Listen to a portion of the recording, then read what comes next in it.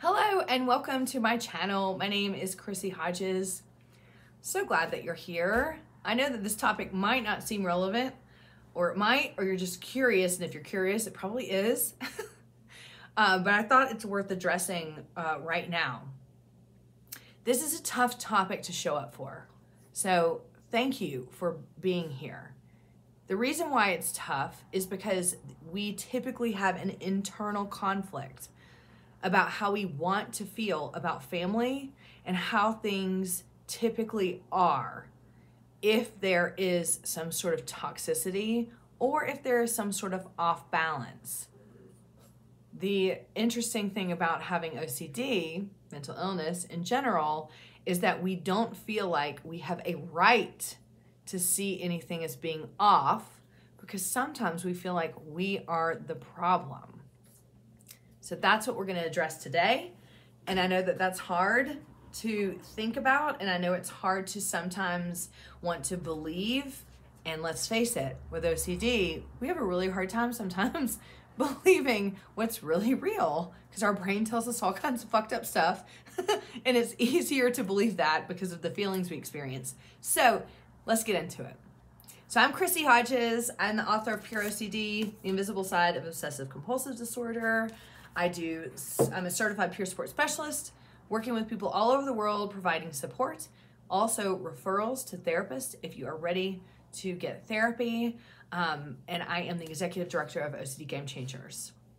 And also, NoCD is an app, and they also provide telehealth. The app actually helps you to connect to people over forum and different kinds of programs and things inside the app.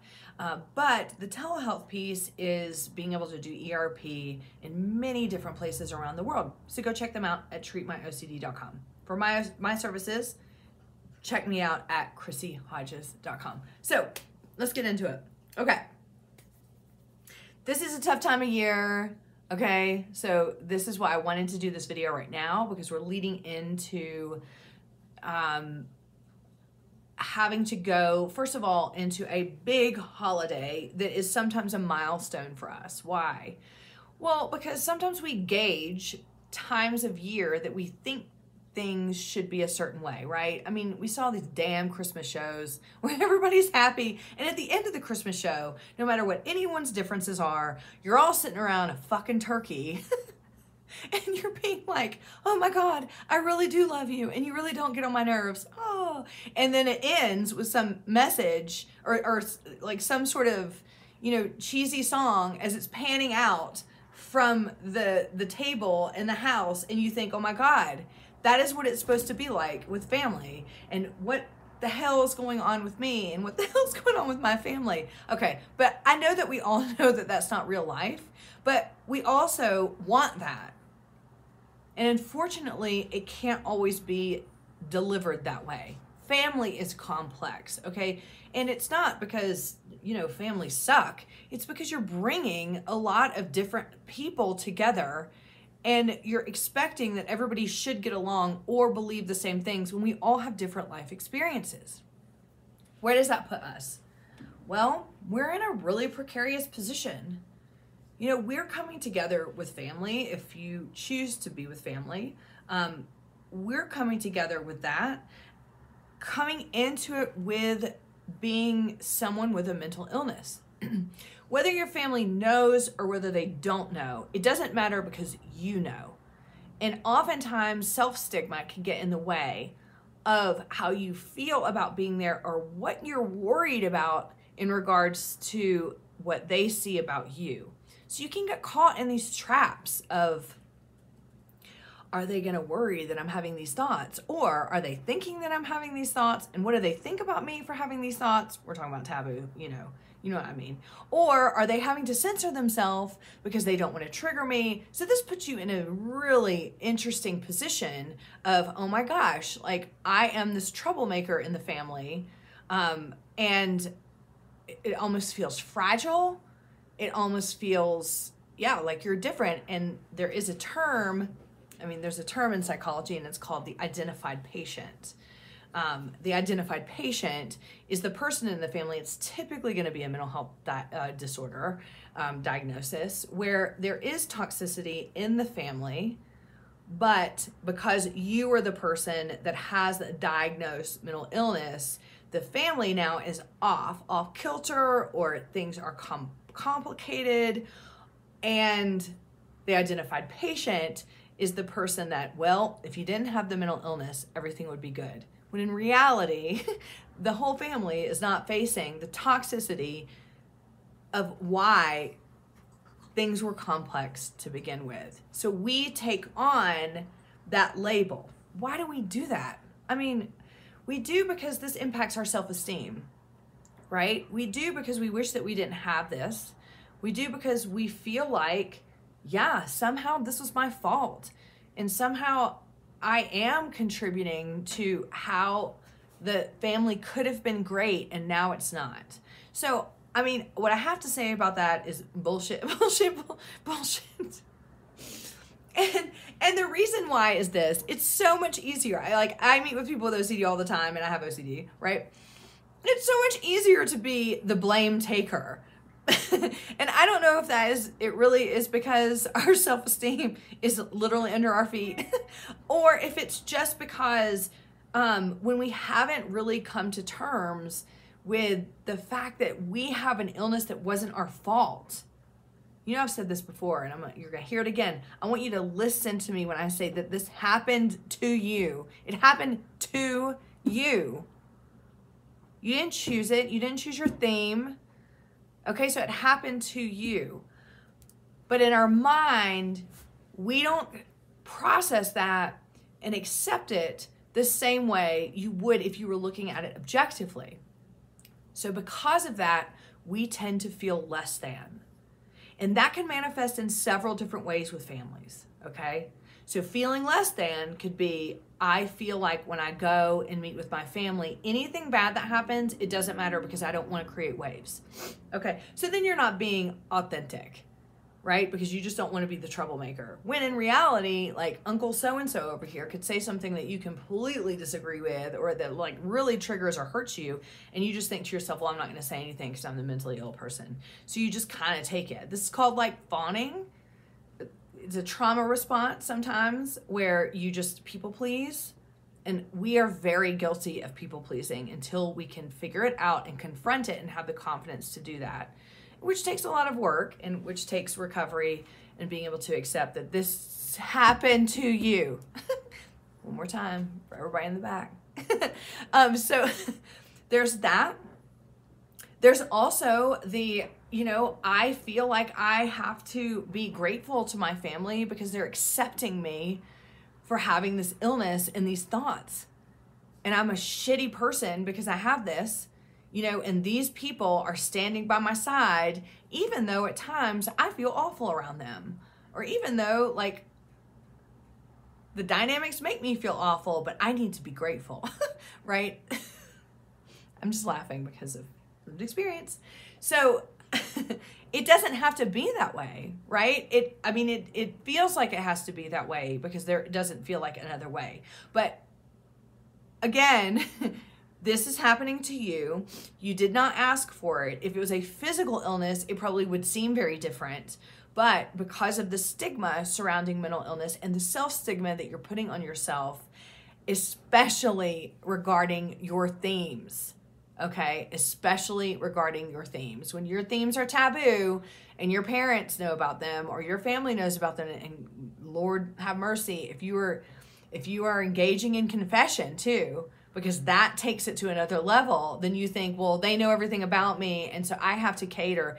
It really does take away a lot of your agency as a person. By the way, I'm not chastising you about this. I'm just pointing out some of the things that we do because of the illness that gives people a free pass to be toxic, okay? And so lastly, I just want to bring up this. Like there is a psychology term called the identified patient. The identified patient is a real thing, and typically it is in a family who has a toxic environment first of all, let me just understand that toxicity is not just reserved for like this person beats everybody or molests people or whatever else. Toxicity is just a lot of people coming together and not knowing how to set boundaries and not knowing how to communicate, and shit gets twisted, fights happen, passive aggressiveness happens, manipulation, like that stuff too, emotional toxicity. It happens almost in every family.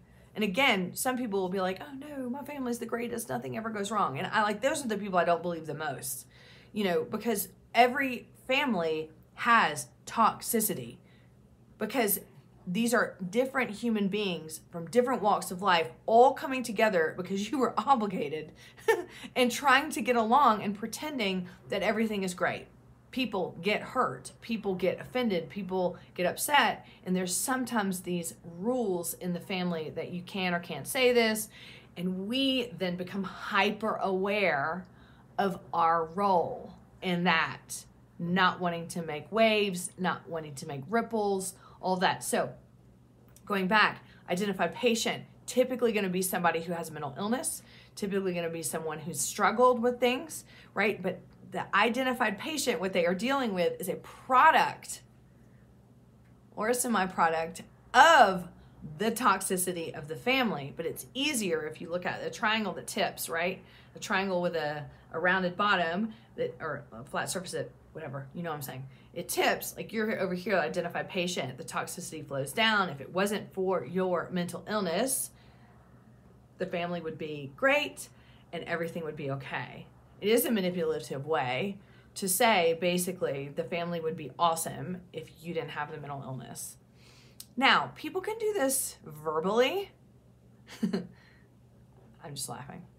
And they can also do it subtly.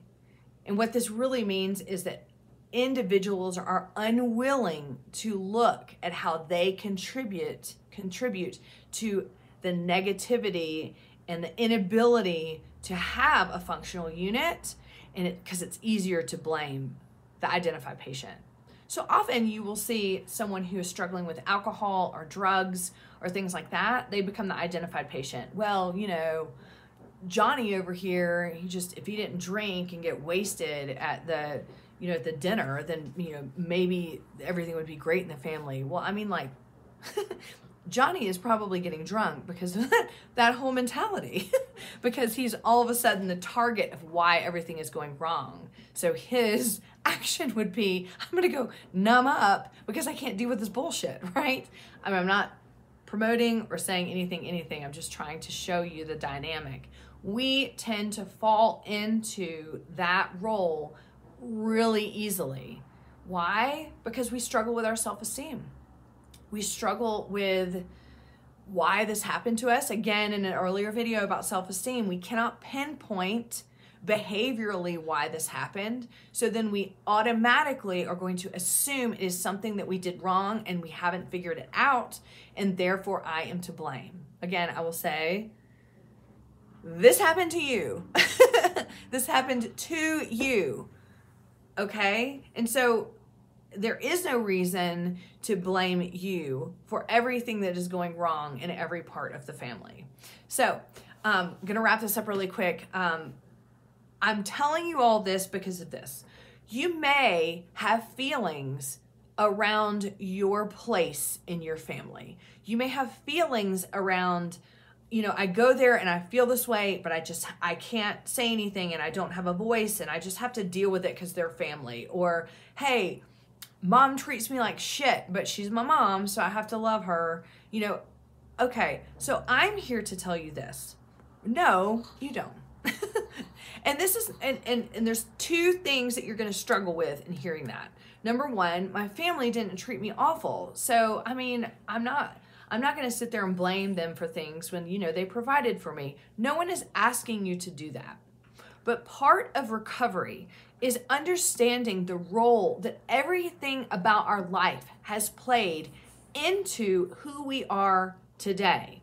Okay? You didn't just walk down the damn street and all of a sudden you got struck by POCD, right? And boom, uh-oh, am I a pedophile? I don't know. You know, there are things in our lives that accumulate and happen, and things we learn and reasons why this and that, go visit Michael Greenberg's website right now. He just put up a bunch of different articles. Read them, comment, tell me what you think, email me, tell me what you think. And he's one of those people that's starting to look at this full package of why things develop the way that they do. And I think that's what we have to do as a community and as people in this field, to keep pushing forward so we can understand why we are and why we think that way that we do. Okay, so it's okay. What I'm doing is I'm giving you permission to be okay with questioning things, to be okay with, hey, this makes me feel bad. Hey, this is putting me in the position of feeling like an identified patient. This is putting me in the position of feeling like this mentally ill person. And I don't want to feel that way anymore because I walk away feeling worse. Okay, you have permission to look at that. You're not demonizing your family. You're looking at them. In fact, it's not cruel. It's almost kind, as Brené Brown says, clear as kind. It's kind to be able to see people for who they are, see their limitations, see what they're capable of and what they're incapable of, and validate that for yourself. We tend to put people in our family on pedestals. And when they continually disappoint us, and this is not I am right and they're wrong, blah, blah, but when people do behaviors and we aren't able to teach them how to treat us, right? They continue to fall off that pedestal and we keep putting them up and we're betraying ourselves. And we're in a way we're betraying them, right? And I want to emphasize you teach people how to treat you. Why is that important? Because you have had a life change, a worldview shift. You are not the person that you were before OCD, okay? You weren't. You have changed. That is okay. I don't want to say that as a negative, but you have a deeper sense of empathy. You have a deeper connection to human suffering. And what that does is it gives you a different lens to the world. Sometimes that lens does not align with people and ideas, ideals, things like that, as it did before. You are okay to explore that, to become a different person, and to disagree or to have conflict with people that you might not align with before. Again, though, we have trouble doing that because we get stuck in I'm damaged goods. I'm not lovable because I have a mental illness. I'm the identified patient. No. I know, I'm making it sound so easy, but it's not that easy. But I'm here giving you that permission. Explore that with two things in mind. Number one, our families and our parents and people in general do the best they can with the information they have or their own life experiences. One beautiful thing about having a worldview shift is that we can really connect with other people's experiences deeper than we could before, which cultivates empathy and cultivates compassion, which means we can maybe see people clearer and maybe their behaviors are part of something that has happened to them. When we cultivate that empathy, we can see it, but then second part, hold boundaries. Boundaries are the most important. I don't want to go off on a tangent because we're almost at 20 minutes now. Boundaries are the most important thing when we're talking about holiday, when we're talking about family. What do I mean by boundaries? I don't mean like walking in, snapping your fingers, being like, you can do this. That's not what I mean. What I mean is, do you need breaks? Do you need to not attend one event when you're traveling with a family and you need a day to keep to yourself? Do you need to get out and take a walk? Do you need to have a glass of wine, at 4 o'clock instead of 6 o'clock when everybody else does? Do you need to do these things?